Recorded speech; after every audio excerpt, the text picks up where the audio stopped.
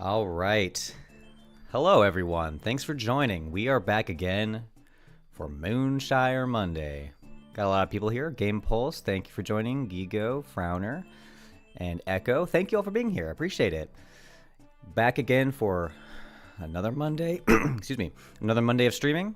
It is Labor Day. I think that's just kind of like an American holiday.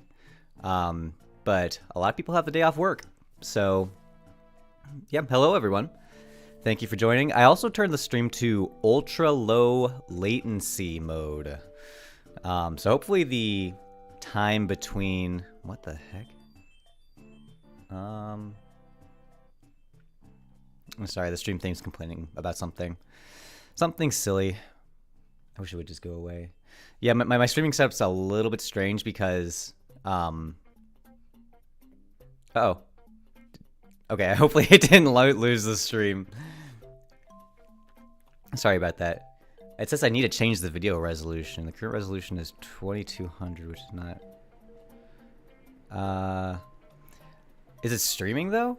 Sorry for the delay. OBS is telling me that there's a problem with the resolution.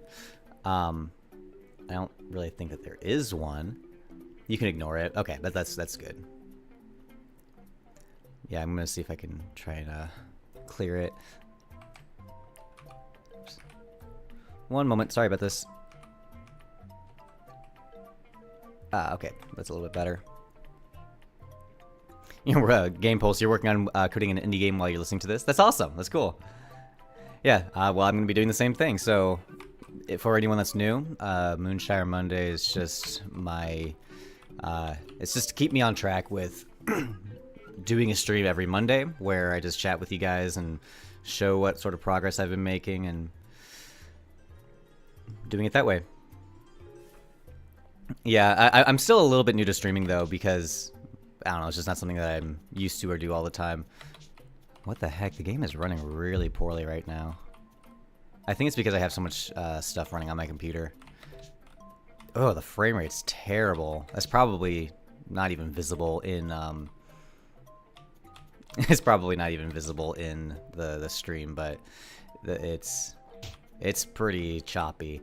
One thing that I was working on is this flame. This is not where the flame's gonna go, but I was trying to work on some way to make a sort of like a blocker in this area. So this is sort of a water themed area, and you're not gonna be able to swim yet. So I should fix the lighting on this. The lighting is not good.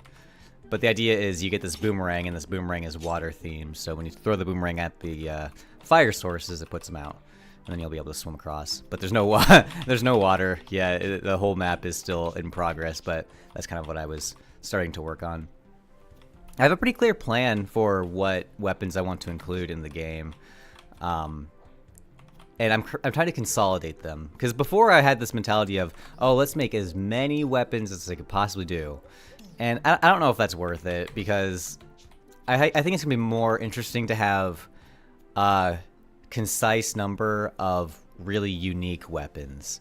Because if I had like 4 different spear types, I don't know. I could just have one spear, and then I don't really think that there's a need to make different ones. Since school starts on the 16th, bummer. I remember when I was in school, and I was really frustrated whenever summer was coming to an end. But if it makes you feel any better, no one has summer break when you're an adult, so you get that to look forward to. I have a question. Should I place all my game entities into one array so that I can efficiently check its collisions? So that's not exactly what I do. It's similar. So what I do specifically... So let's see. I'll use a trees as an example. Tree. So all trees... have physics. No, actually, they don't. I'm sorry. They just spawn walls. Wall, spawn wall. Okay, here it is.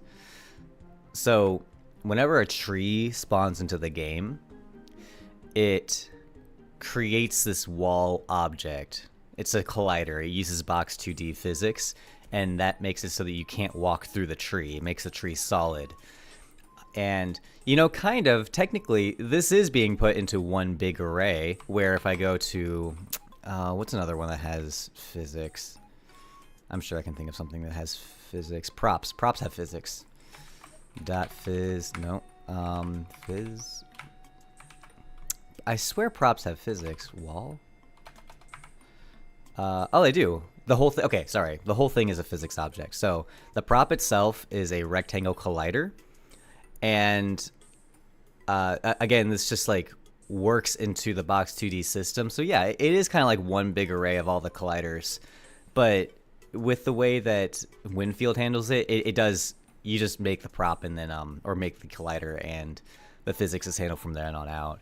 Although the big caveat though is that whenever you create a physics object like this, you need to make sure that you destroy it. So if I go to destroy all, whenever the map changes, it does it removes everything in the game and then recreates everything with the new map. And for some of these, like walls and props and transitions, those have colliders. Those have actual physics. So in order to destroy those, you have to go through and call this destroy function on the physics itself. And that's something that's kind of tricky with this little thing. It's Moonshire Monday. Mom, wake up. You're participating in the Brackies Game Jam. I didn't know that they were hosting one. That's really cool. When did I add the fire? I actually was working on the fire in the past week. So specifically what I did was, oh, this fire's out. Let me see.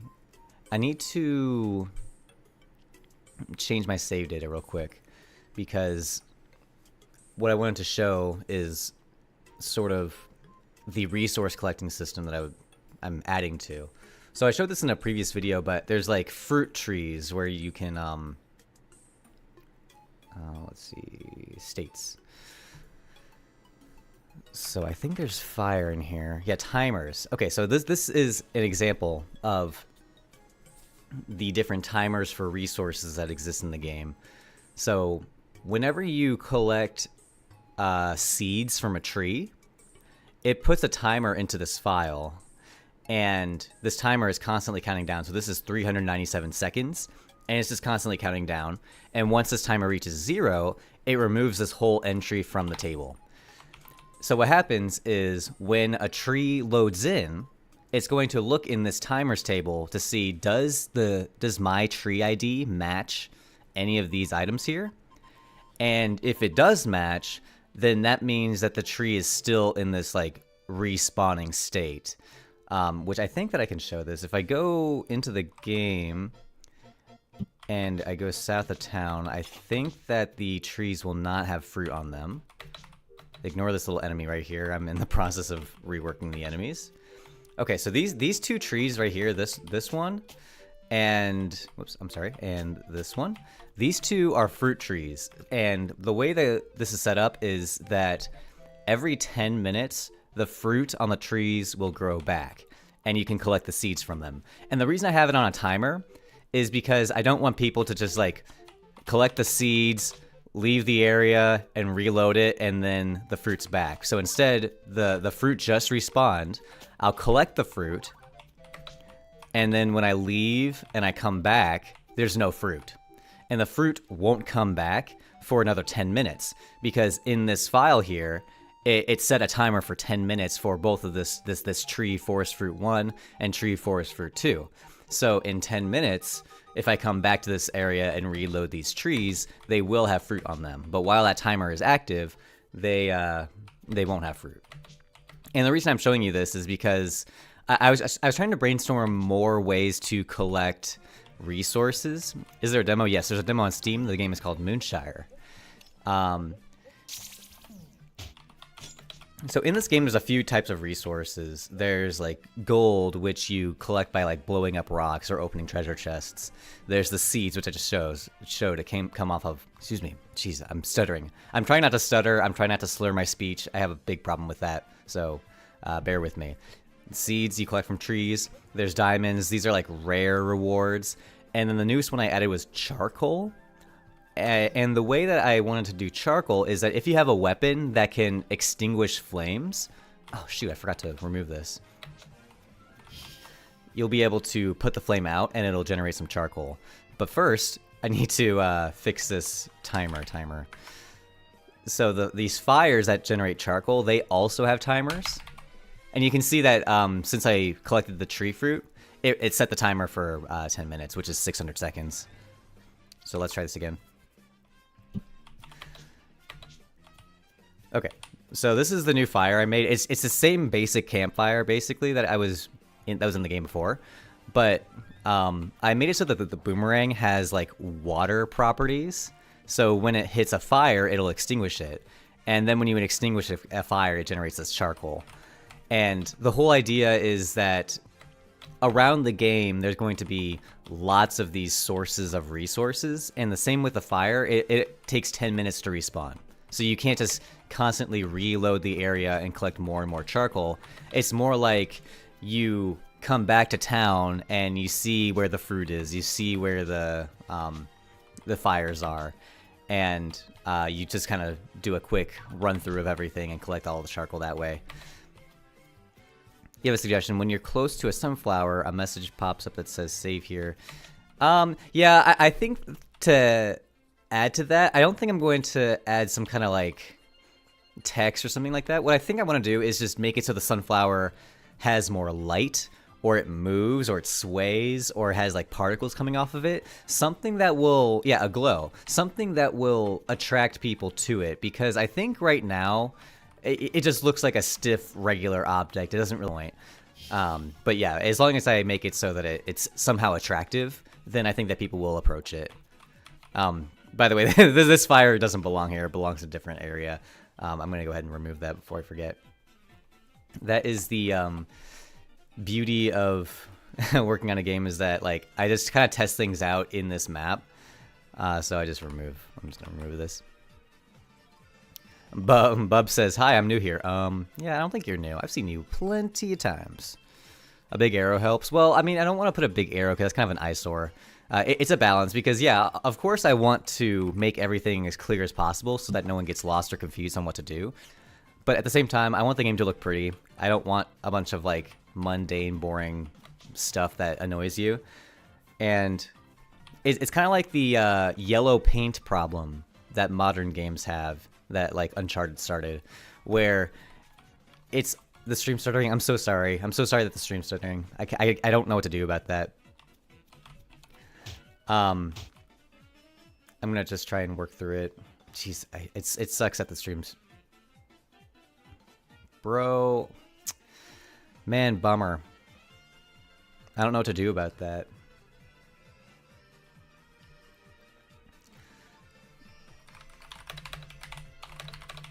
I'm sorry for the lag.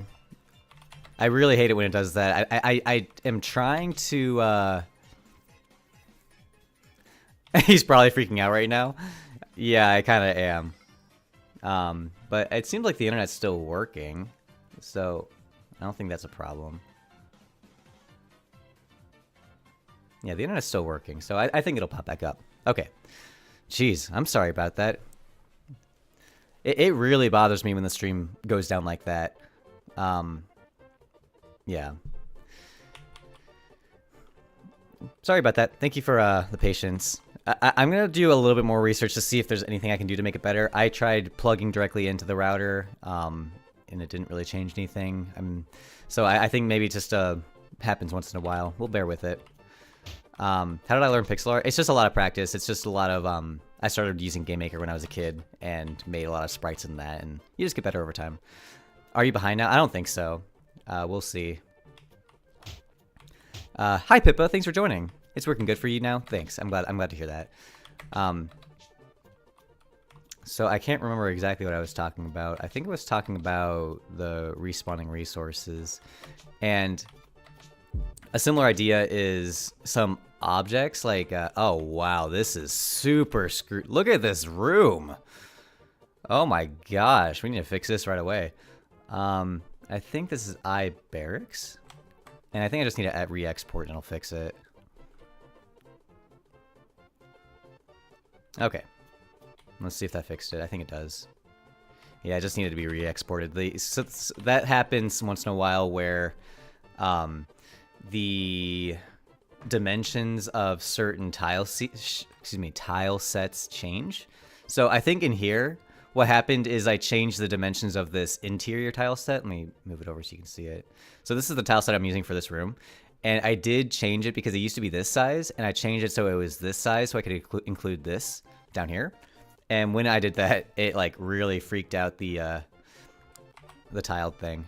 So, yep, as long as you re-export, everything's good.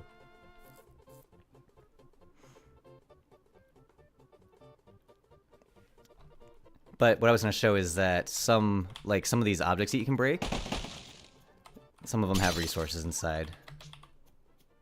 So actually, it's in everyone's best interest to like go into every house and destroy all the objects and collect all the stuff.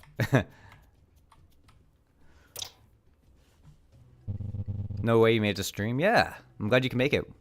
Will you ever make an Android version?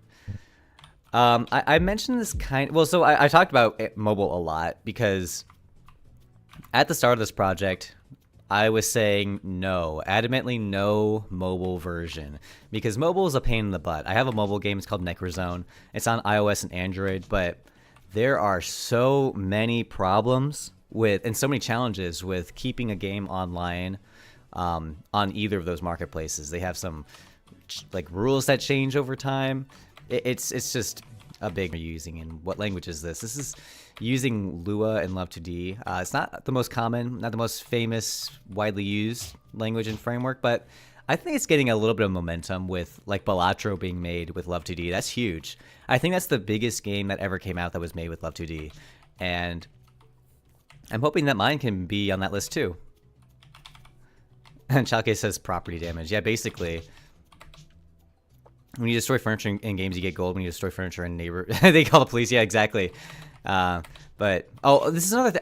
Did I show the bramble yet? I think that I haven't done the bramble yet. So part of what these recent changes I was doing is to make it so the weapons have unique uses outside of battle. So I showed the boomerang has a water theme and it can put out fires. And similarly, there's this bramble here. You can't cut down this stuff. It's solid and you can't get through it, and it's spiky and it hurts you.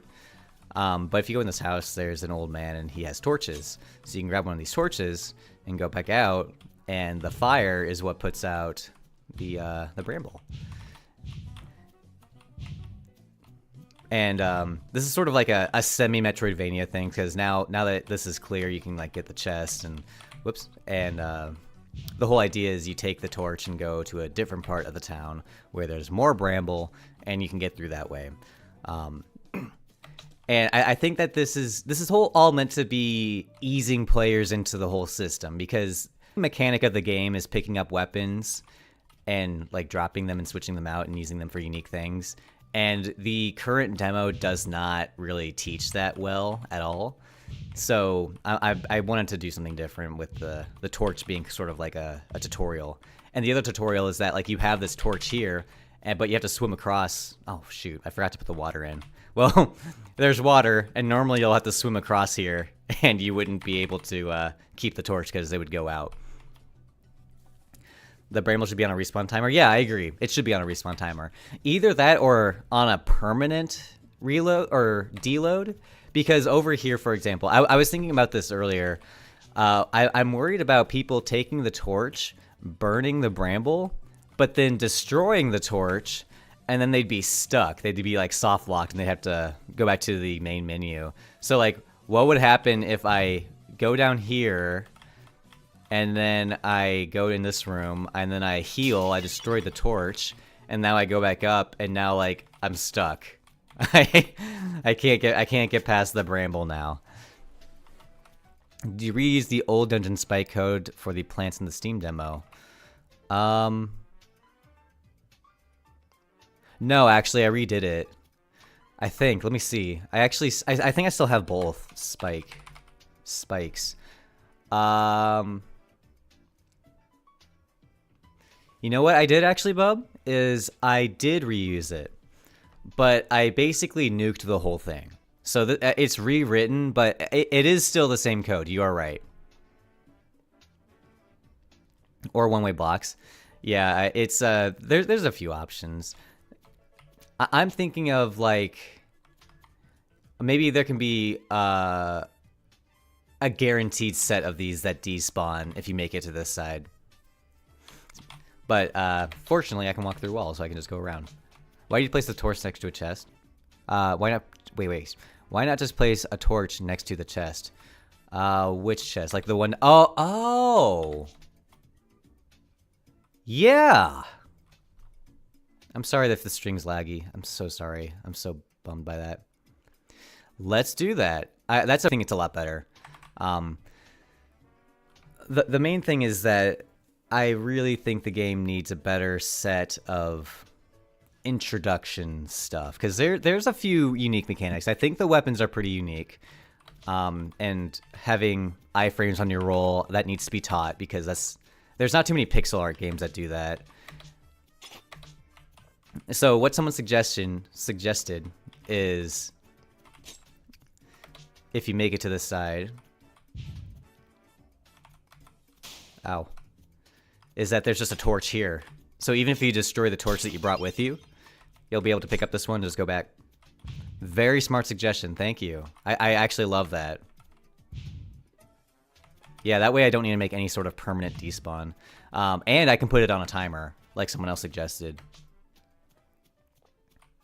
Or the player can jump off a cliff from the other side. Yeah, so that's something I was thinking about, actually. I was thinking about making it so on this side there was some kind of way to get back over. Like there was more bramble right here that would connect back to this spot.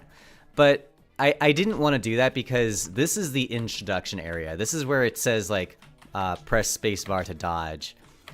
And I'm so sorry the stream's so angry about that. But what I was worried about is I was worried that people would, like, see the bramble and get confused on what that was. What if you destroy the torch? Well, so the thing about weapons is that they all respawn right away. Is the dodge an iframe? Yes. And that's what the tutorial right here is going to say. It says, press spacebar to dodge, invincible while rolling. And that's important, because you have to roll past this thing right here in order to not take damage, because if you just walk, you'll take damage. Can you light with the torch? Good question, and that's something that I do want to do. Into water in this game, and the torch gets put out. And I'm going to find something else to do about the stream. Maybe it's because I'm on ultra low latency, and that's why it's laggy. I'm not quite sure, but I'm really sorry that it's pausing.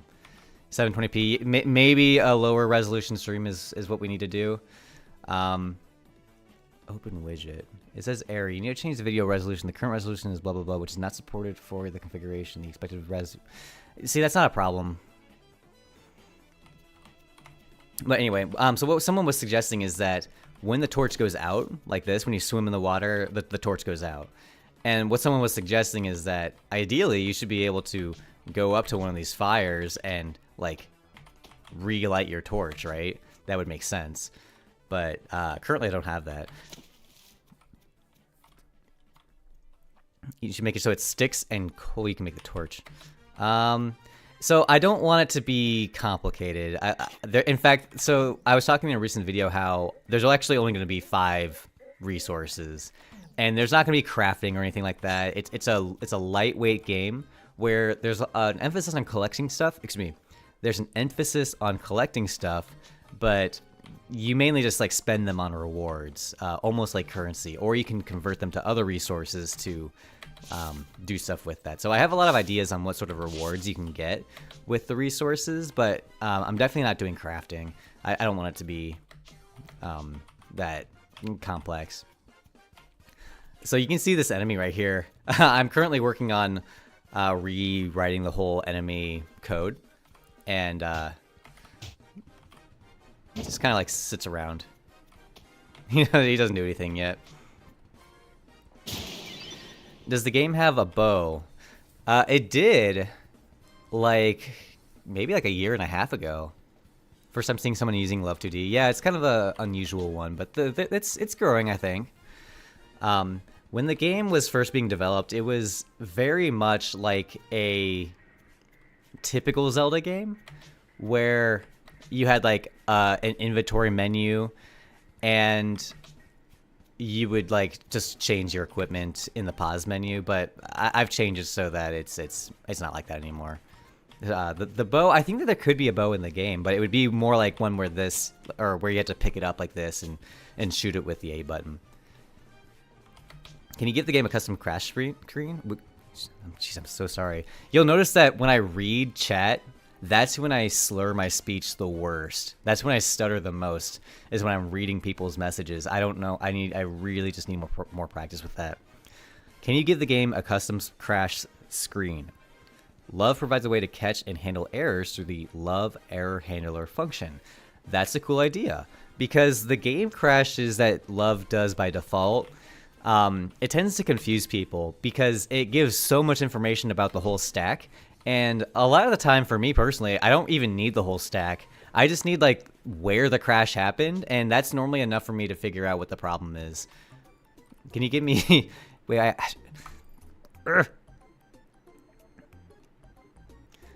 YouTube does this dumb thing where it has this heart icon that covers up the most recent comment, so I wasn't able to read what it said. Okay, can you give me your tile set?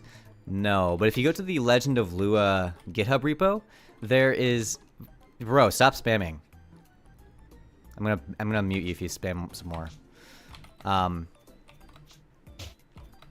Okay, you're just gonna get muted. Put user in timeout for 30 minutes. Thank you. Jeez, no spamming, please. Have I tried C++ with the Godot engine? I haven't tried Godot yet, but I really have...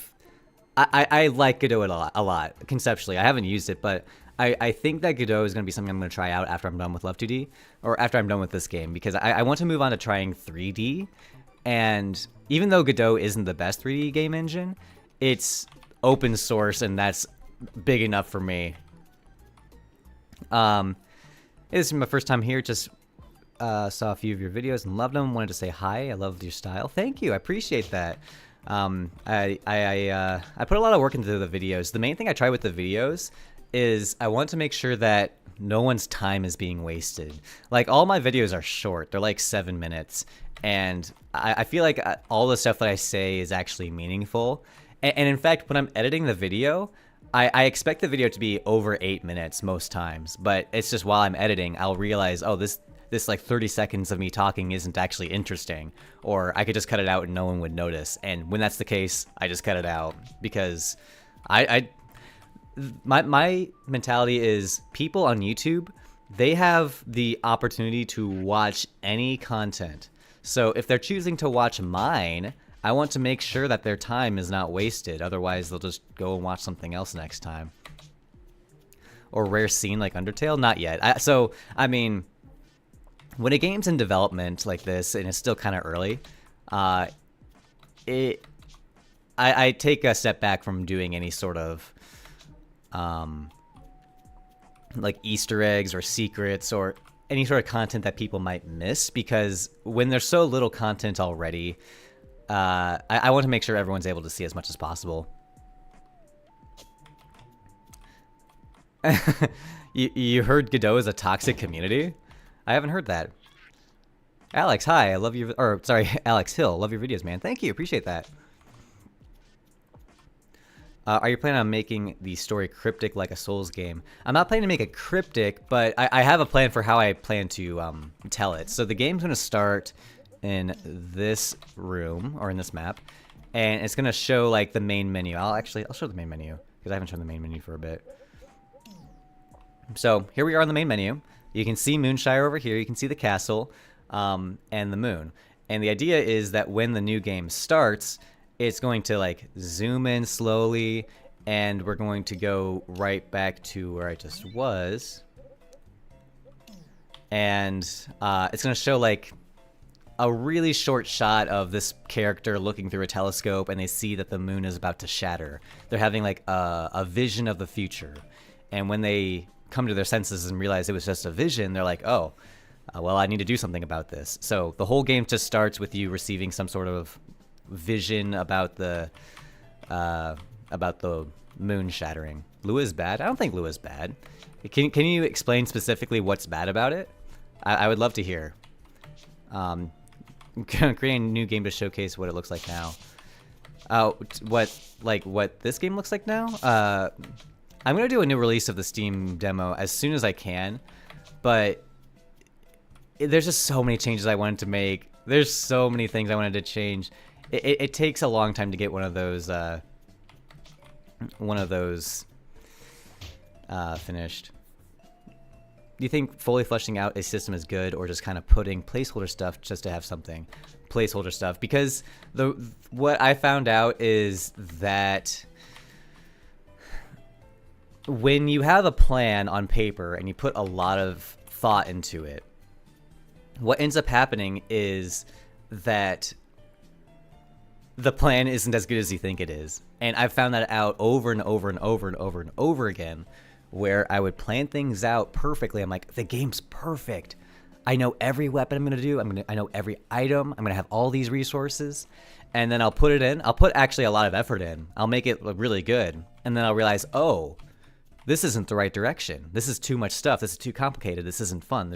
There's all kinds of stuff that can come up that you don't really realize until you put it into practice. And that's why doing placeholder stuff is a great idea, because it just gives you that option to try it out without much time investment. Let him take his time. How hard is it to live stream a game development? Well, as you can probably see, I'm not getting much work done. I'm kind of just like playing around with my game while I'm chatting with people and answering questions. And that's kind of what I like to do. I love when people ask me about the code or ask me about how does something work, because then I can talk about it. But I wouldn't say that these streams are productive with getting any development done.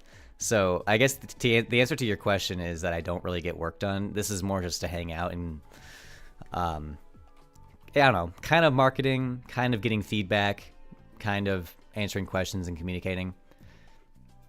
Mind if I see the implementation of the iframe? Yeah, I can explain that. So the way the iframes work is, oops, there's a few things I need to explain for that. There's the collisions. So you can see that the player has a collision. A lot of things got collisions. So I can't walk through the walls like this. I can't walk through this gate or the tree. They all have walls. And the player's collision, this collider that's over top of him, that's what keeps the player from going, it keeps him stopped at a wall. But not all of these colliders are solid like enemies. You can walk through enemies and they're not solid. Maybe I'll change that. It's no big deal. But when the player is getting damaged, that's different. So I haven't been... Ah, shoot. I'm so sorry. My enemies aren't working right now because I'm in the middle of reworking them. But I can still show how damage works, how the iframes work. So if I turn on hitboxes, this is a separate thing from the collisions. Collisions I'm using strictly for movement and stopping at walls, how you can roll into walls. It's keeping things solid. But this isn't used for damage. The hitboxes are used for damage. So it looks really awkward right now because there's so many and the drawing's weird. But you can see this circle that's appearing over top of the player. It's like it's basically the same size as his collider, but it's a circle. And this is what calculates the damage. So the idea is if this circle overlaps with any enemy collider, then you'll take damage. If the circle overlaps with any like fire or dangerous collider, like I could redo this. Let's find something dangerous, like let's warp to here. And like these spikes here, when that circle touches one of those spikes, it's going to damage the player. But you can see that when you roll, the circle goes away. So while you're rolling, it's just not spawning that hitbox. The hitbox is just not there. And that's the way the iframes work. It's just that while this rolling frame is in progress, there is no circle. And so you just can't take damage. You can see the spikes damage circle too. Look, you can see the circle that pops up over top the spikes. That's where the damage occurs. And if any of those circles overlap with my circle, or actually I changed my mind. This hitbox is going to collide with the player's collider, so this is used for damage. Stop spamming, Memer. Can you make Moonshire mobile? Thank you for the feedback. Stop spamming. I'm just gonna ban you for 30 minutes. No spamming. No spamming. You're the second person I had to mute today. How do you feel about Roblox Studio and Lua? I haven't personally used it, but Roblox is obviously a really popular and widely used and cool game. I've seen plenty of cool games that were made with it. And sure, like, I'm not the target audience. I was too old for Roblox by the time it came out, but I know that a lot of people grew up with it and they're still playing it, and it has a wide audience of all ages. It's just that it wasn't out when I was a kid, so I didn't really get into it. But seeing that you use Lua to like make your own levels and little mechanics, I think that's awesome. Did you try different engines or just pick Love2D? I tried all of them.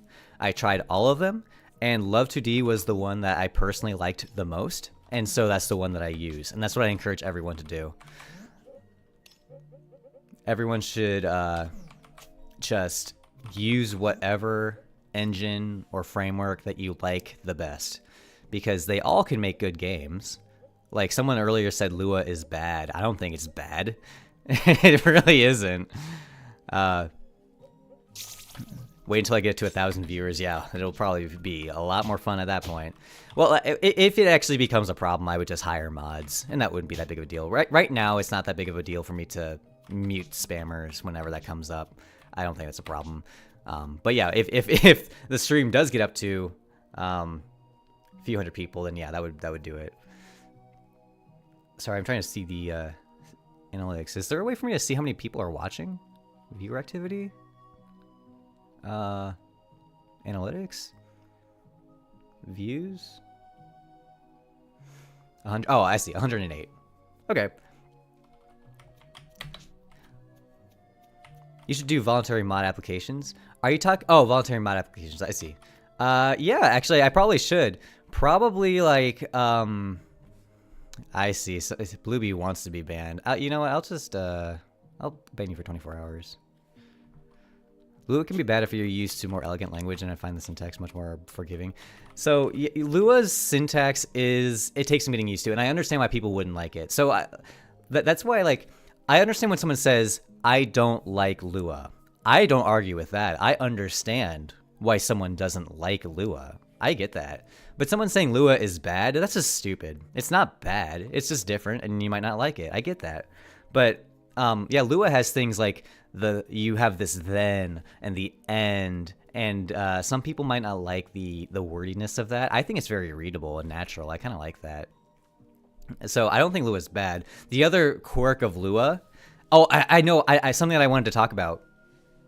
One of the quirks of Lua that I talked about last week is how the index starts at 1. So if we were in Java, you'd say like my array, and the first index in Java is 0. But in Lua, the first index is actually 1. So you'd say my array 1. And this is probably the biggest point of contention between Lua and other languages. Because all the programmers out there, when you see indexed at 1, like, that's painful. It's painful to see. It's so unlike most languages, and it might feel unnatural for a lot of scenarios. And there are plenty of cases where 0 at the index is better. I think I generally prefer 0 at the index, but having used Lua for so long, I like it being at 1. It doesn't really matter. It doesn't really matter to me that it starts at 1, but yeah, Lua is one that starts at 1, and I get why people wouldn't like that. You understand why your code doesn't work? Well, I'm glad that I was able to help with that. Someone named Moonshire says, I'm your fan. Thank you. That's cool. I'm not saying Lua or Python is bad, bro. No. Someone earlier typed in specifically Lua is bad, and that's what I have a problem with. If someone says I don't like Lua, that's fine. I understand that, but don't say Lua is bad because it's not bad. I can tell you that it's not bad. Isn't Lua just Python? Yep, it basically is. It's an interpreted language, and It's basically the same. The only difference is the syntax. Bub, it is the same. Be real. If we're talking about the differences, it has the then, it has the end. Yeah, Python doesn't have that. Python uses white space. It uses like the indentation to handle that sort of stuff. It's very similar though. Like I've used a lot of languages, and Lua is very similar to Python. It is way more similar to Python than any other language. Hi from Brazil. That's awesome. Moonshire is the world best game. Yeah, thank you. I appreciate that, Moonshire. Can you make showing hitboxes a feature? Kind of. So in the game, you're able to do this yourself. In the demo, even if you do Control-Alt-D, you can open up the debug menu, and there's like anyone's allowed to use this. I don't have a problem with that. And when you do this, you can turn on collisions and turn on hitboxes. Hi from India, hi from the Netherlands. That's awesome. I really love seeing people from all around the world. But speaking of all around the world, this is what I wanted to talk about with the index at one thing. Where did that go? Okay. So I'm actually going to draw a picture for you guys.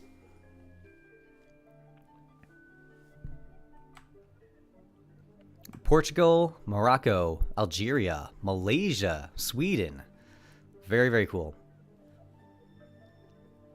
So, what I wanted to show about index at 1, because this is a weird thing.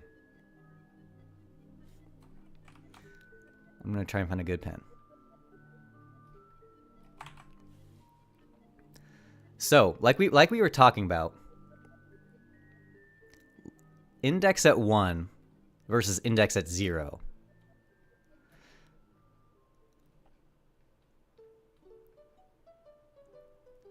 Okay, so this is you, all right? And this is your house up here, okay? And it has 2 floors. It's a 2-story house, okay? And here's the steps. All right? So if you were to go into the house and walk up the steps and stand in this room, what floor are you on? What floor are you on? This is an important question. I want everyone to type into chat, what floor? What floor is this? What floor?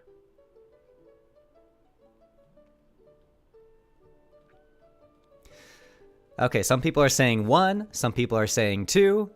See, isn't that funny, huh? Isn't it funny that some people say that this is the first floor, and some people say that it's the second floor? It's based on where you are in the world. Exactly. Exactly. Isn't that funny? So here's, for anyone that doesn't know, in the US, we call this the second floor. This is the first floor,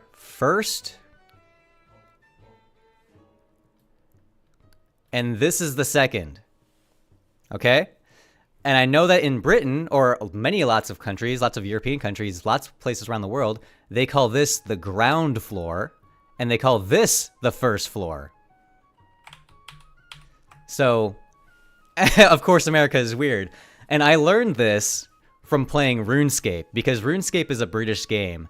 And in RuneScape, there's clue scrolls, and it says, go to this house in Varrock on the first floor and open the chest. And so I went to the house in Varrock and opened the chest on the first floor, and there wasn't anything there. But instead, first floor means this floor up here. So what does that mean? That means that the US has its index at 1, and the rest of the world has its index at 0, because this is the ground floor, index 0, ground floor, and this is the first floor, index 1.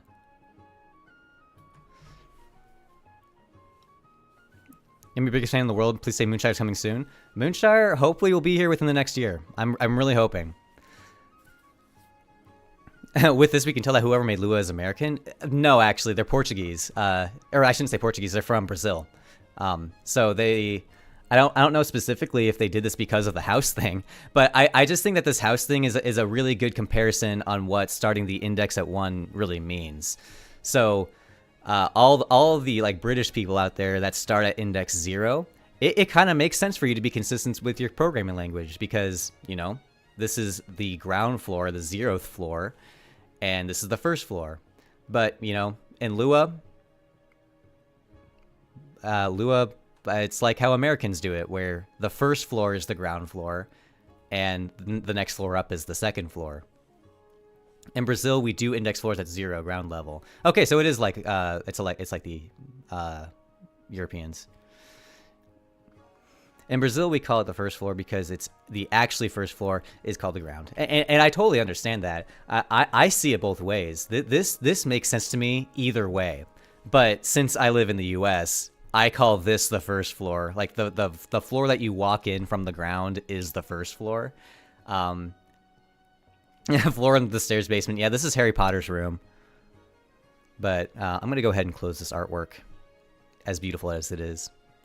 But I'm glad that I was able to do that because I always heard that the floor index was different between the different countries, but I never actually got confirmation. So that was a really fun moment where and everyone else said 2nd, which was really cool.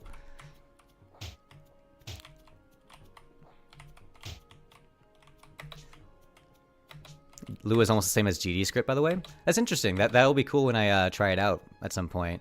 Like I said, I want to try Godot for 3D. By the way, has anyone here used Godot for 3D games?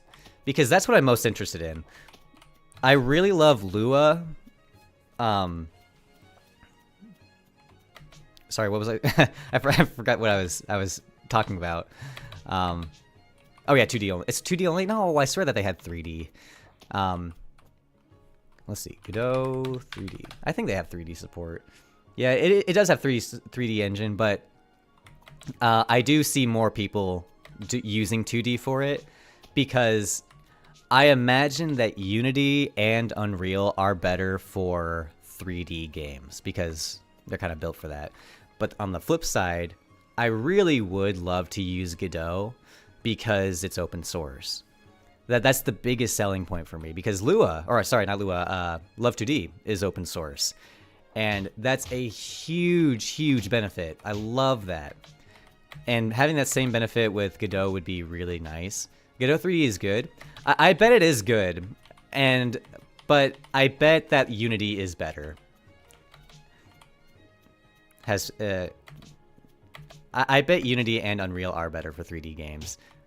But they also are not open source, so that's a trade-off. Well, hopefully in a couple years, like by the time I get to using it, the 3D will be more stabilized and have more features.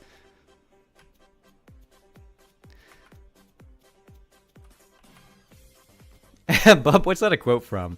It's better for 2D, but Godot has 3D. Yeah, that's always the impression I got. But my problem is that if I'm making a 2D game, I think I'm just gonna use Love2D. I know Love2D so well, and I love it. So I don't think that I would want to use Godot for a 2D game. But I really want to learn how to make 3D games in general. If it's with Godot, that's great. If it's with something else, that also works. If you don't care about ray tracing, the fancy stuff in Godot is perfect. Well, so that's the thing, is that as a new 3D game developer, I think that... Geez, my stream is behaving really strange. Cult of the Lamb. I love Cult of the Lamb. Cult of the Lamb is a cool 2.5D sort of thing. I do like that. That was made with Unity, by the way. Love2D is Love2D. Love2D is Life2D. Well said. It's already very stabilized, and Godot 4 made it very good. Unreal and Unity are better for complex and super realistic graphics, and Godot is a little bit behind, but it's actually really good. See, that's the impression I get too, is that I bet for 90% of scenarios, Godot does just as well as Unity and Unreal. And if 90% of scenarios are good, then I think I'll be fine. But yeah, when you look at a game made with Unreal, it like looks like a real world level right out of the box. It does a lot of heavy lifting. What is 2.5D? 2.5D, let me see if I can pull up a picture or a video of Cult of the Lamb. Because 2.5D means that it's like this, it looks like this, but it's clearly running in a 3D engine. So I think Cult of the Lamb's a really good example. Cult of the Lamb Part 3. I'm just gonna find a random YouTuber and let's watch.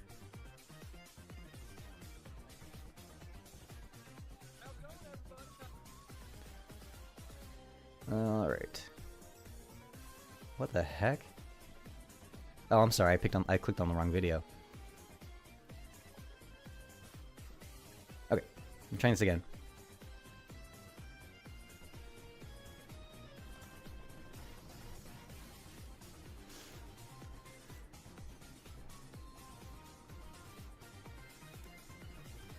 Alrighty. Let's find a lighter scene. Because part of what makes this game is very dark is one of the downsides, because since it's so dark, it's kind of hard to see the 3D effects. This scene perfectly demonstrates it. So 2.5D. If you look closely at this level, you can tell that it's a 3D environment.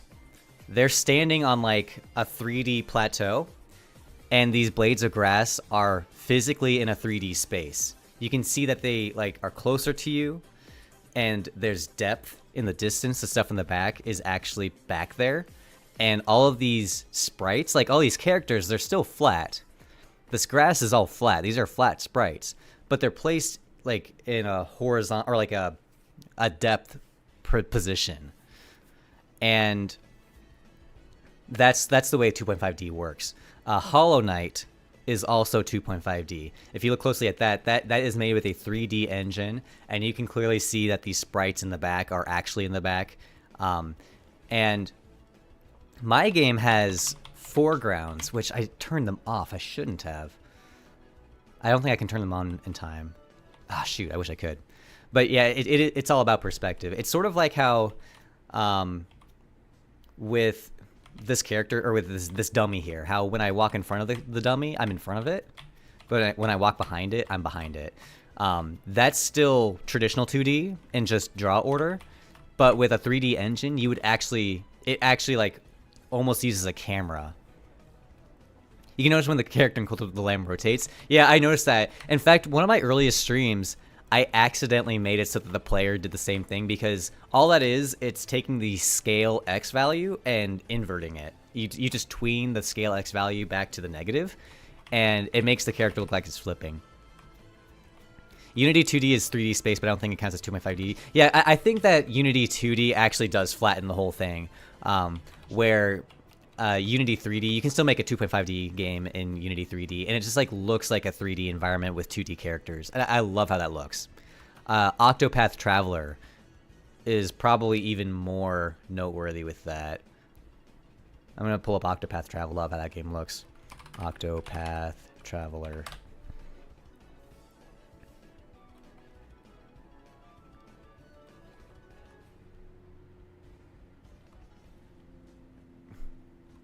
Well, yeah, so the way this game looks, I think it's incredible. I think this is one of the best looking games ever. I love how Octopath Traveler looks visually. I don't really like the game very much, but the fog, the blur in the back, and these houses are actually 3D houses. You can tell. You can see all sides of it when the camera moves, and there's depth to this like little depressed well down here. That's really cool. And Dang ads. Man, I used to be able to skip the ads. What happened? Yeah, I love this. I love how that game looks. So when people say 2.5D, they're talking about like an actual 3D game engine that kind of makes it look somewhat 2D. Game name is called MOONSHIRE. It's on Steam. You can play the demo. Pokemon Black and White. That's a great example. Yeah, Pokemon Black and White is that's a very jarring one almost, because all of the environments are super clearly 3D and the characters are super clearly still pixel art. I like how that game looks too, by the way. I like how the Pokemon sprites look in that game too, with the animations and how they dance around. I think that looks really good. You have an idea to share? Yeah, go ahead and share any ideas. You should add pay to win. Yeah, probably not. And ads 30 seconds? Yeah, probably not going to do that. I don't know how I'm going to monetize, but I'm probably just going to sell the game outright. You're back from last stream. Welcome back. I'm happy to have you. Gen 5 is superior. There's a lot that I like about Gen 5. The Pokemon themselves are hit and miss, but I like most of them. And I like the story in Gen 5 more than any other story, which is saying something. I don't think any of the other stories in the Pokemon games are very good, but I like Gen 5's a lot. I think it's really good. So there's a lot of good things that I like. And also, Black and White 2 has like the best post-game out of any Pokemon game.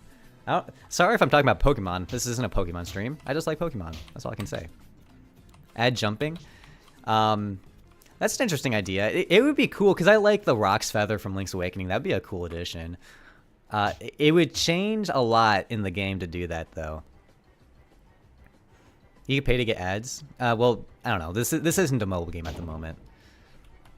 Yeah, so what I'm planning to do is just selling it at a reasonable base price. And there's still going to be a demo. There's still going to be a lot of content in the free demo. But if I go mobile, what I would probably do is make it so the game is free, and then you're able to go through all of the demo content for free. Excuse me, I'm so sorry. And you can go through all the demo content for free, but once you reach the point where like the main game becomes a factor, then it would ask you to pay some amount of money for the full game. He had a drunk effect to go into the new world. Interesting idea. And when we get the sunshine, or when we get sunshine, the alternate universe. Man, I am so bad at reading. I am so bad at reading. Do you guys notice that? Whenever I start reading chat, I just start like going blah, blah, blah, blah, blah, blah, blah. How big is the scope for the full game? It's changing constantly. My last video that I posted kind of talked about how the scope is going down, but I think there's still going to be plenty of content. I imagine the full game is going to be like 4 hours long to go from start to finish, but the beauty of what I'm planning it out to be is that it's non-linear, where you can do it in any order, and I think replaying it will be a lot of fun. How much time weekly do I spend developing it? I treat it as a full-time job, so 40 hours at least. Do you think Love to Do will be able to make games like Dead Cells? Yeah, it would be. Well, Dead Cells. Let's see how Dead Cells looks. I think Dead Cells is also 2.5D. I love how Dead Cells looks. That's an awesome game.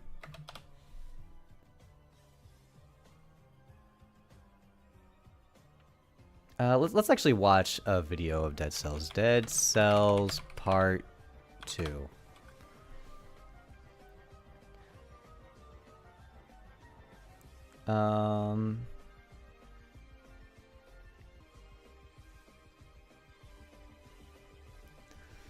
Okay, this is just a small YouTuber. I don't know who this is. But so the question was, could something like this be made in Love 2D? And at a glance, I think yes. This doesn't look 2.5D at all. This looks like a 2D game completely. It has the parallax effect with the stuff in the back. You can see like the trees in the background. They go by the camera at different rates, which gives it a 3D effect. But I don't see any actual 3D here. There's not even a foreground. It's entirely flat up until the background. Then the background has the parallax. This could definitely be made in Love 2D. I don't see anything here yet. The only thing that would be challenging is well, level design isn't even a problem either, because these are procedurally generated. So I don't think that would be that big of a problem. I think the biggest problem would be lighting and shaders, which is my biggest problem. It's really hard to do lighting and shaders on in Love 2D just because it doesn't have it built in, and that itself, it just makes it a lot more complicated because you basically have to code all the shaders by hand, and it's a manual, long process. What's the hardest game type to make?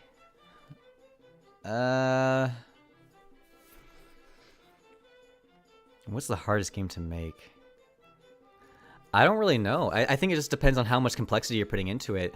Because you could say that an RPG is the hardest to make because there's so many like interconnecting pieces, but it's probably not hard to make a bad RPG because you could just have a few stats and, you know. So my answer is, what's the hardest type of game to make? It's a good one. Because it's easy to make an RPG, it's easy to make a platformer, it's easy to make a Zelda-like game, but it's not going to be good. What's hard is to make all those things good. That's where the whole challenge comes into play. Have I tried 3D game development? No, I haven't. And that's sort of what I was kind of talking about earlier, is like I did follow like the Brackeys Unity tutorials back in the day, but that was a long time ago, and following tutorials is not really enough to like grasp all the information. I didn't really learn anything. I just used it to get a feel of what working with Unity is like. And it was a 3D game, and I you know, bare bones experience with 3D game development, but overall, no, I don't have 3D game development experience. And it's something I want to change. I would really, really like to get into that. I think MMORPGs or MOBA might be the hardest. Yeah, well, yeah, sure. Any sort of game that includes networking or multiplayer, anything that requires a server from the game developer, that's going to be the hardest. So I'm with you there. Anything that requires online multiplayer, especially an MMO, especially like a team-based MOBA or where multiple people are playing together in the same instance, that would be very challenging. That's not something I'm attempting right now. The most I would do for Moonshire is like peer-to-peer multiplayer. So what that means is that your game session connects specifically with one other person's game session.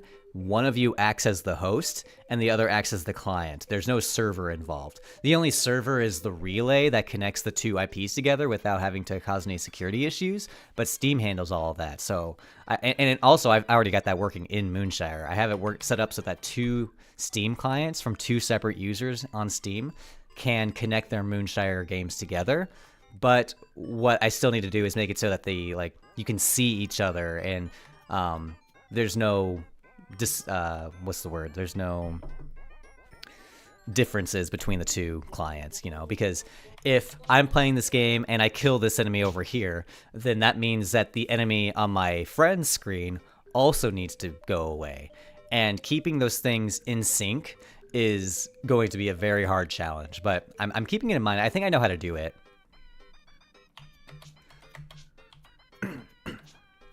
This song is insane. This is from Nintendogs. Oh, no, this isn't. Actually, I can't even tell. Okay, we're just skipping ahead. Steam can do that TM. Steam is really good. I think that I shouldn't say... Sorry, let me start over. I didn't realize how much Steam did for games until I put mine on Steam. The way that they have hosting set up and distributing the game is so good. Their architecture is so good. When you upload a game, it distributes immediately. It's very, very awesome. And there's so many features built into Steam for the news posts or any sort of feature updates, getting all the materials for your Steam page up, and then yeah, like I was saying earlier, they offer the relay service for peer-to-peer networking, which is really helpful. They offer things like achievements, and there's plenty of APIs that you can just call to do all kinds of cool stuff, like leaderboards. They offer leaderboards, and you can save configurations. I think they have built-in databases where one thing I'm planning to do is make it so that if you're designing your character, My favorite setup for the character is this one where I have everything white except for eyes, body, and belly, I think? No.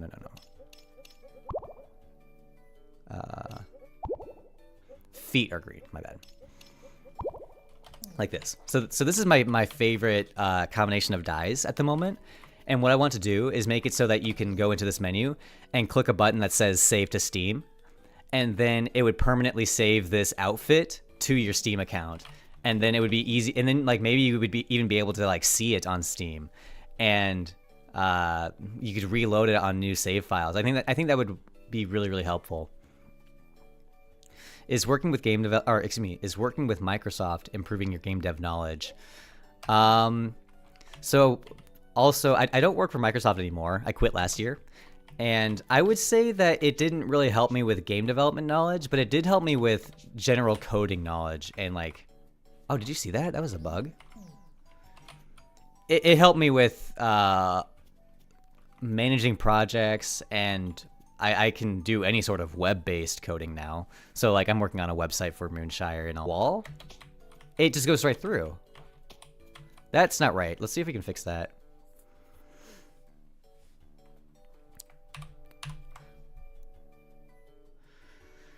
Let's see what happened there. Probably under weapon. Boomerang.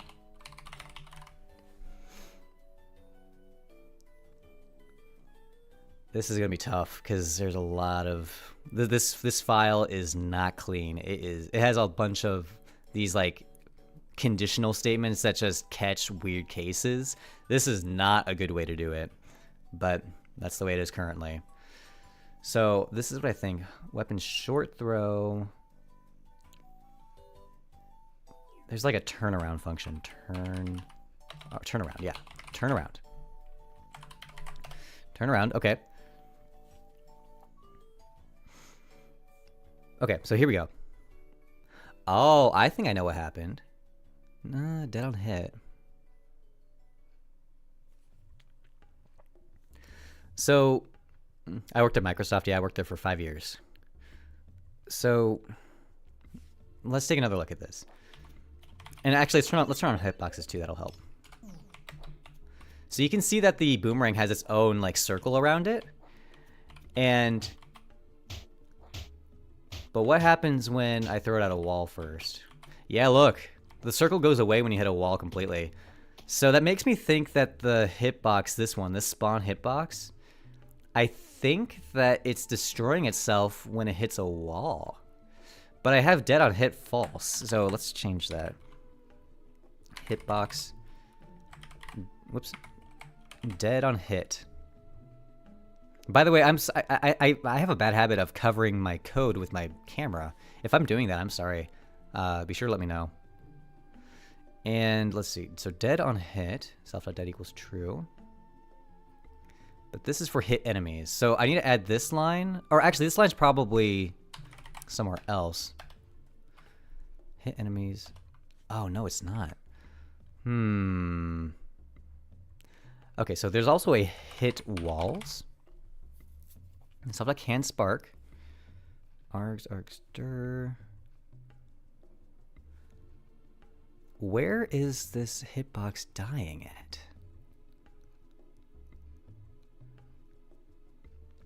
And for every hit wall,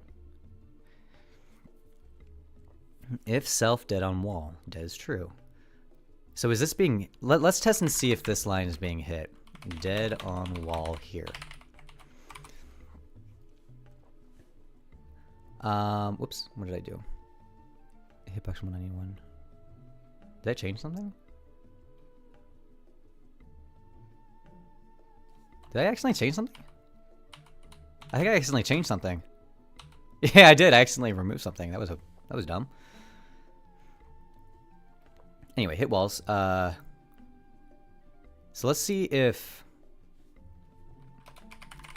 setting dead. Let's try this again. Have I ever used set pre-solves in Winfield? No, I haven't. What can you explain what that is? I don't think I've even heard of that.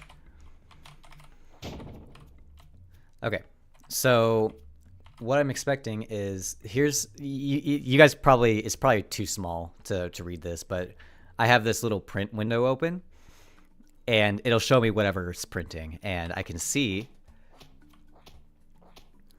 that it is being set to dead. So whenever it hits a wall, this line right here is being hit. Is being hit, but I don't think it should be, because dead on wall is false. Oh, dead on wall. That's the problem. I figured it out. So there's two properties that I need to set for this. There's dead on hit. Dead on hit means when it hits an enemy. But there's a second one that I forgot to add, dead on wall. So now it has dead on hit and dead on wall. And having both of these, that's what needs to happen. Okay, so now that should fix it. So I can do it that way. So let's try, whoops. It's not working. Oh wait, no, dead on wall is supposed to be false. Dead on wall false.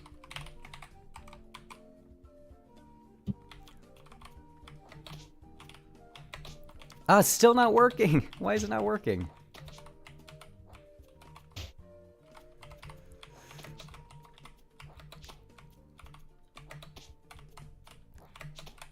Yeah, it's still not working.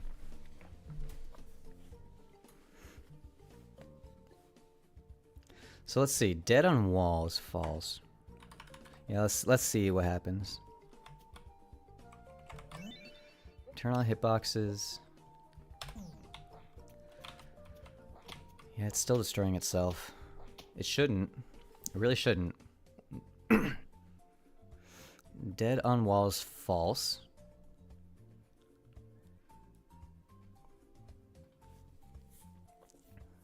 If self.dead on wall. Maybe I have it being set on here. Dead on wall. So it's being set to true by default, but the arg should overwrite that because it does this. Let's make sure that if hitbox.dead on wall, then print dead on wall. Sorry if this isn't very interesting, guys. I'm just bug fixing. I'm actually doing development now. So let's see if that...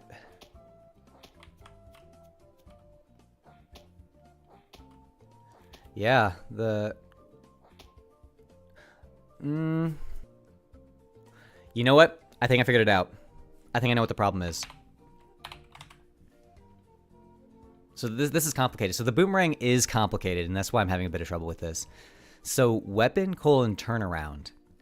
This happens only when the player throws the boomerang and it doesn't hit anything.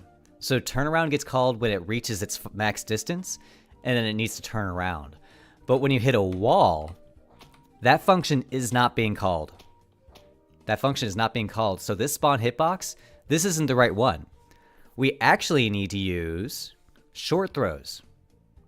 We need to use this one, because when it hits a wall, it doesn't call that turnaround function. It just keeps this same hitbox here, I think. So let's try dead on wall here.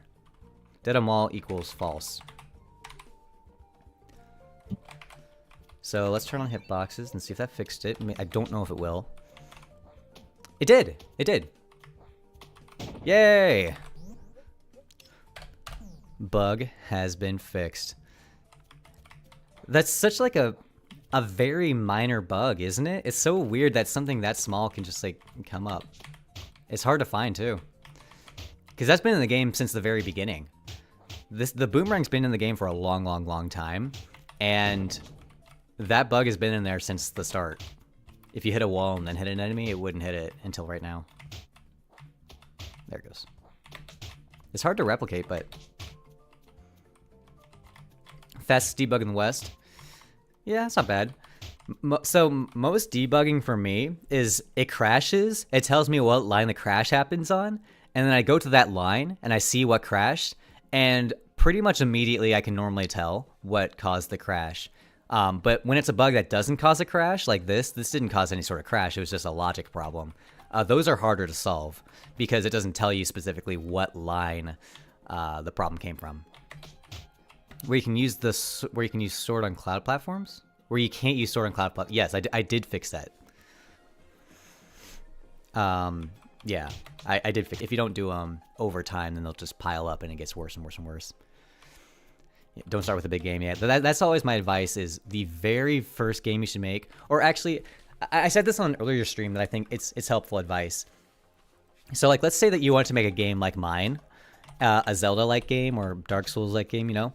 And I would say don't start with a game like mine. This game is complicated. It's more complicated than it looks. It's very hard to set up a game like this. But I don't want to tell you give up. I'm not telling you to give up. But what you should do is scale the game down into like a mini game. My example with a Zelda-like game was just make a game where all you can do is walk. The only mechanic is walking, and the only goal is to like pick up coins. And once you pick up all the coins, you win. And that's the entire game. And believe me, even making that is going to be challenging. It's going to take a long time to make just a character that walks around and picks up coins. And if that's your whole game, even a game like that could take a while if you're new to it. And sure, if you have experience, you could make that really quickly, but that's the whole point, is that you start small. It's the same with painting. You're going to start with a really small canvas, a small simple painting, and make a bunch of small paintings. And over time, those paintings will get better. And then you can move on to bigger paintings or a big old mural. I'd say that what I'm working on is a big old mural, even though some would argue that it's just a small indie game. It's not. This is taking so much time. I've been working on this game for years now. Yeah, dividing the game into smaller parts. I think I like that answer just because I feel like it demotivates people too much when you say you can't make that game. Don't make a Zelda game. I don't want to tell people that, but I do want to tell them that making a Zelda game takes an insane amount of time and skill, and building up those skills is more important than trying to make this dream game. Because my other example that I always say is like with painting. If I've never painted before and I bought a canvas and I painted something, do you think that my painting will be good or my painting will be bad? And the answer is my painting is going to be bad. Did anything. And it's the same with video games. If it's the first video game you've ever created, it's not going to be very good. It's going to be just as bad as my first painting. So that means you just need to make a bunch of them. And the first one's going to be pretty bad.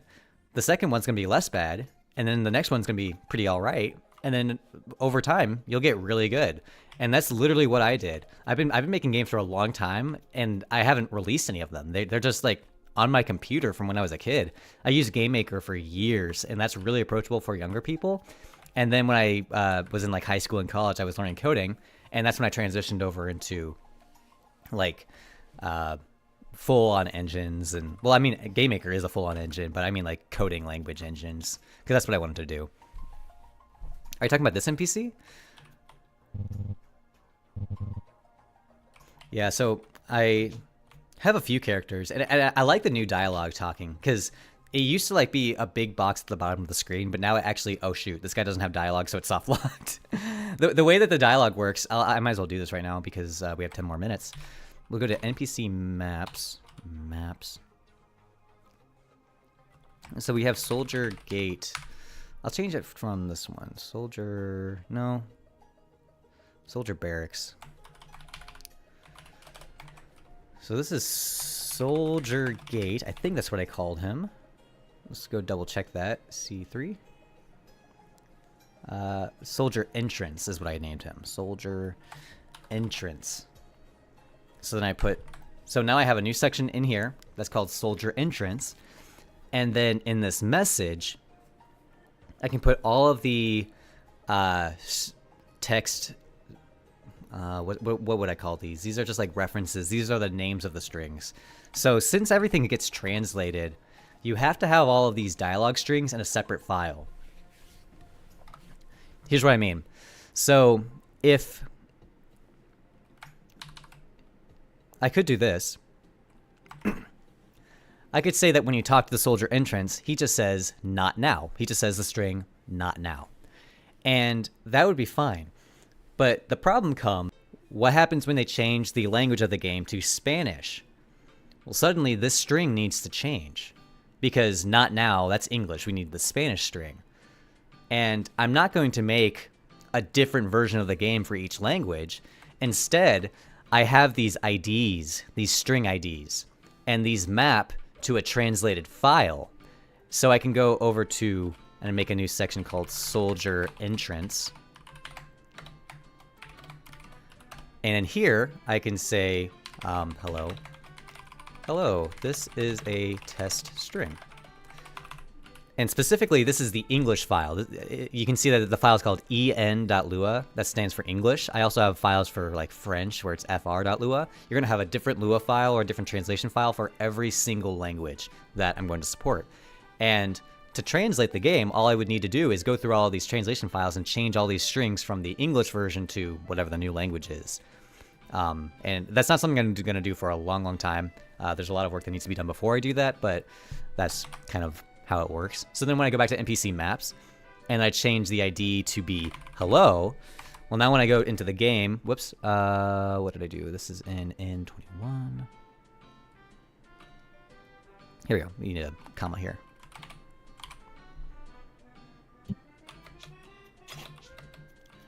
So now when I talk to this guy, it's going to pull up that translated string. Hello, this is a test string. And if the game was in French, for example, it wouldn't pull the string from here. It would instead go to fr.lua.dialog, and it would go to it would find the string from that. And that's the way translation works, probably in most games. The only difference is I'm using Lua files to store all of my translation text. I'm sure an XML is probably better. I'm sure there's other ways to do it that is more standardized. Big deal. I don't think it's that big of a deal. I think most translators will be able to figure this out. It's pretty readable. And if I'm wrong, I can change it over to XML. It's not a problem. Are we listening to the pizza song from Spider-Man? Okay, we're going to listen to the pizza song from Spider-Man 2. Okay. That's a odd choice.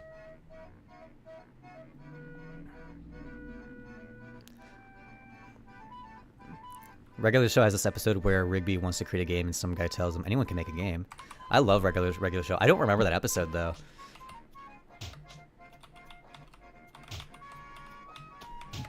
My favorite episode is the one with Billy Mitchell. That one's good.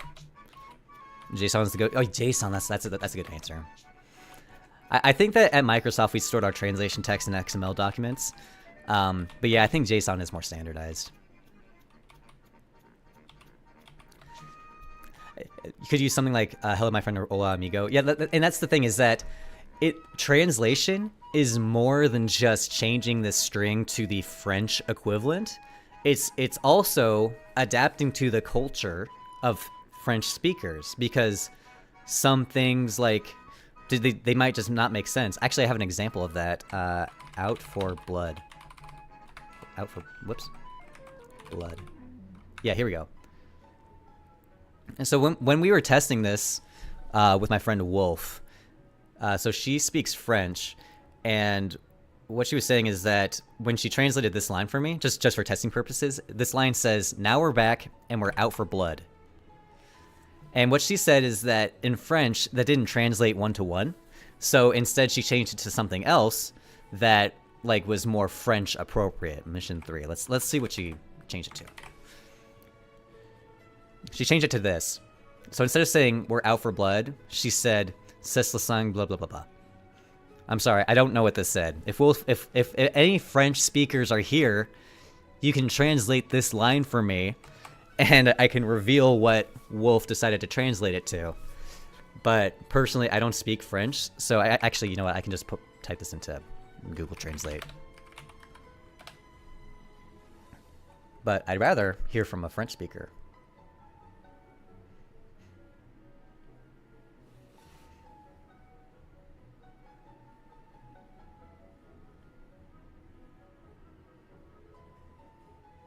Okay. I doubt this is exactly how it is supposed to sound. This is what the new line is. It is the blood of this beast that will be shed. I love that. That's honestly so cool. It is the blood of this beast that will be shed. That's so cool. That's a really, really good translation. And that sounds, and the thing is, like, I bet this sounds, yeah, that will flow. Actually, I remember, it is the word flow. I remember Wolf saying that. It's the blood of the beast that will flow. That's clever. And according to Wolf, that sounds more natural than whatever I said in English, which was, we're out for blood. This must be like an English idiom, out for blood. So it's the blood of the beast that will flow. And that's kind of the challenge with translation, is I can't just plug all this into Google Translate, because it'll just give me like the exact same literal translation, which will sound weird. Because it's the same with French. If this was the French line and they translated it to English to say, it is the blood of this beast that will be shed, this just sounds really weird in English. It just doesn't sound natural. It's not what an English-speaking person would say. So ideally, you would have an English translator that would change this to something that sounds more natural, like we're out for blood. Imagine you want to make a story-type game like Bendy and the Poppy Playtime, whatever. Start by making a character move, then make the snare. Yeah, exactly. It's that you break the game down into the smallest pieces possible, and start with it one by one, and go from there. Because it becomes immediately obvious how difficult making a game is once you actually try. So if you want to try and make a big, complex, big game, just go ahead and try. And you'll see that it's a lot more difficult than it seems, and you might be disappointed with the outcome. But at the same time, you will learn a lot from that attempt. It's not a waste of time by any means, so just give it a shot. I meant using the English sentence as the key for the translation in the table. Yeah, I mean, that's kind of what I'm doing. So it's called Mission 3. All of these dialogue, all of these IDs for each string is still in English. Even in the French file, these are still English IDs because they get translated. These don't get read in any particular language. It's just the string itself that gets translated. The key does not change.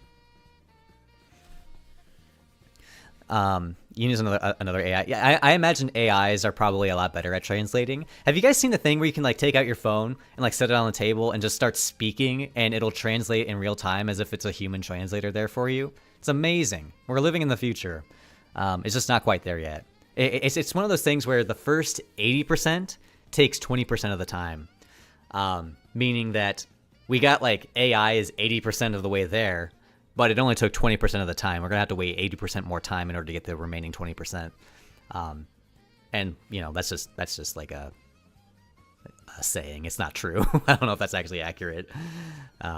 They say that's true with games, and that's kind of true. So they say that the first 80% of your game only takes 20% of the development time, and the remaining 20% of development takes 80% of the time. Why is mission called mission and not mission 1? It doesn't matter, because these are manually typed in wherever the table exists. So in NPC maps, I just have like mission 2. So I could call it mission 1. And that's fine. But this is just an ID. It's just like a variable name. So it doesn't matter if it has a mission 1 or it just doesn't make any difference. It's just my personal preference. I felt like it didn't need it. The reason I didn't call it mission 1 is because maybe at the time I didn't know for sure if there was going to be mission 2, mission 3. Like this one only has ready. There's no ready 1 or ready 2. It's just ready. And same with meat. Like maybe at one point there was only one string for meat, but then I decided to make a meat 2. Yeah, mission name bothers me. I don't know. It's just a string. It's just like a variable name. It's no different from calling like hitbox ID or dim. Like they're just placeholder variable names. They don't really mean anything. But on that note, it is 10:30. That is my cutoff point because 10:30 is when all the restaurants open up, and that's when I go get my food, and I'm hungry. So thank you all for joining me. I appreciate it so much. I'm gonna put some work into the stream to see if I can make it so that there's less lag, there's less buffering. I'm really frustrated with the downtime that we got this event. Also, it didn't really give me the option to skip the ads. Did you guys get more ads this time?